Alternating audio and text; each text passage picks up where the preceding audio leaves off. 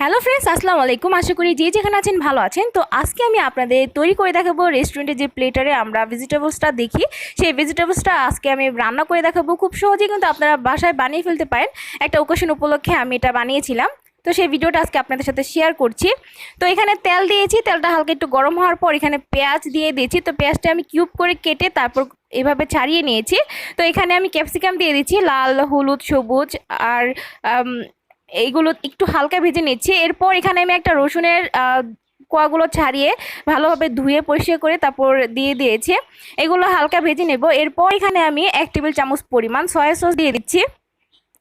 তো এই চুলার আঁচটা কিন্তু মিডিয়ামে রেখেছি। আর এই সবজিটা রান্না করার জন্য আমি এখানে পেঁপে, গাজর আর লাউ নিয়েছি। তো এইগুলো আমি লবণ দিয়ে তারপর সিদ্ধ করে নিয়েছি। তো এখন ভালোভাবে কিছুক্ষণ এগুলো একটু ভেজে নেব। আর এখানে আমি কর্নফ্লাওয়ার দিয়ে দিয়েছি, প্রায় 3-4 টেবিল চামচ পরিমাণ কর্নফ্লাওয়ার গুলিয়ে দিয়ে দিয়েছি। এরপর এখানে আমি 2টা টমেটো কিউব করে কেটে তারপর দিয়ে দিচ্ছি। তো আপনাদের পছন্দ অনুযায়ী আপনারা যে কোনো সবজি দিতে পারেন, ব্রোকলি, বাঁধাকপি, হাতে নাগালে যে সবজিগুলো থাকে, মটরশুঁটি।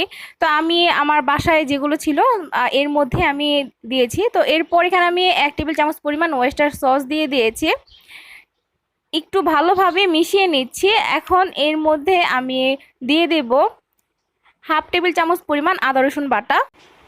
তো সম্পূর্ণ রান্নায় আমি মিডিয়াম আঁচে রেখেছিলাম চুলার আঁচটা। এরপর এখানে আমি কাঁচামরিচ দিয়ে দিচ্ছি। তো আপনাদের ঝাল অনুযায়ী আপনারা দিয়ে নেবেন। এরপর এক টুকরো লেবুর রস আর 1 টেবিল চামচ পরিমাণ ঘি দিয়ে প্রায় 2-3 মিনিটের মতো আমি চুলার আঁচে এটা রেখেছিলাম। তো তৈরি হয়ে গেছে মজাদার সবজি বা ভেজিটেবলস। আশা করি আজকের এই রেসিপিটা আপনাদের কাছে খুব ভালো লেগেছে। আর যদি ভালো লেগে থাকে তাহলে অবশ্যই আমার চ্যানেলটি সাবস্ক্রাইব করবেন, একটি লাইক, কমেন্ট, শেয়ার করবেন। সকলে সুস্থতা কামনা করে আজ এখানেই বিদায় নিচ্ছি। খুদা হাফেজ।